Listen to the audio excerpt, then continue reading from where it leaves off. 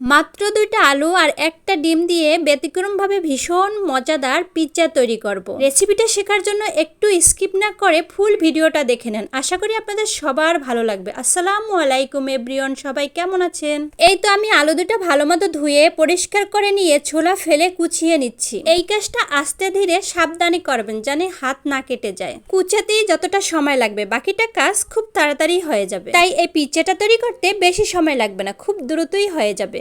বিকেলের নাস্তায় কিংবা বাচ্চাদের টিফিনে এই রেসিপিটা ভীষণ চলবে। উপকরণটা অল্প, কিন্তু স্বাদের বেলায় মনে হবে অনেক কিছু দিয়ে এটা তৈরি করেছি। একবার বানিয়ে খেলে বারবার খেতে ইচ্ছে করবে। এই তো আমার কুচানো হয়ে গেছে। এবার এটাকে ভালো মতো ধুয়ে নিয়ে আসতে হবে, যাতে এর ভিতরে কোনো কষ না থাকে। ধুয়ে পানি ঝরার জন্য একটা চালনির ভিতর রেখে দিলাম। পানিটা ঝরতে থাক, আর এদিকে আমি একটা ডিম ভেঙে বাটির ভিতর রেখে তার ভিতরে সামান্য পরিমাণ লবণ দিয়ে ভালো মতো ফেটিয়ে নিচ্ছি।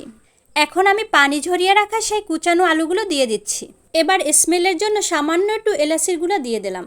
এবার হাফ কাপেরও কম ময়দা দিয়ে দিলাম, আর সাথে হাফ চামচ ইস্ট দিয়ে দিলাম।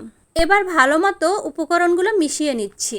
এখন আমি কড়াইটা গরম করে তার উপরে কিছুটা তেল দিয়ে দিলাম। এখন সম্পূর্ণ ব্যাটারটা এর ভিতর দিয়ে চতুর্দিকে ছড়িয়ে দিলাম।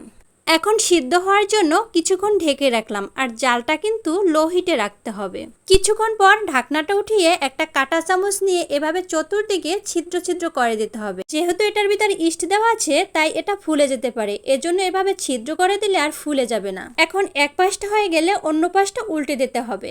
দেখেছেন কালারটা কত সুন্দর হয়েছে, হালকা লালচে বর্ণ হয়ে গেছে। এখনই তো দেখে খেতে ইচ্ছে করছে। পুরাটা তৈরি করার পর তো আর লোভে মানবেই না, আর মুখে দিলে তো বারবার খেতে ইচ্ছে করবে।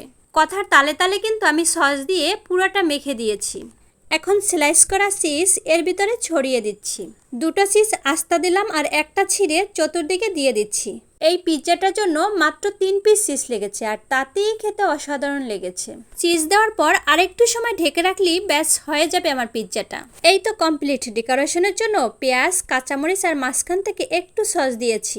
এটার জন্য মাংস, ক্যাপসিকাম বা অন্য কিছু কোনোটারই প্রয়োজন হবে না, এতটাই টেস্ট হয়েছে।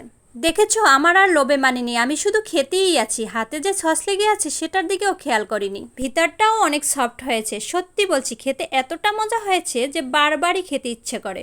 বাহিরের কেনা পিৎজার চেয়ে আমার কাছে এটা খেতে খুবই ভালো লেগেছে। তোমরাও এভাবে বানিয়ে খেও, দেখবে এর স্বাদই ভুলতে পারবে না। বানাবে আর গরম গরম খাবে, আর কি লাগে। খেতে খেতে চলে যাচ্ছি। তোমরা ভালো থেকো। আল্লাহ হাফেজ।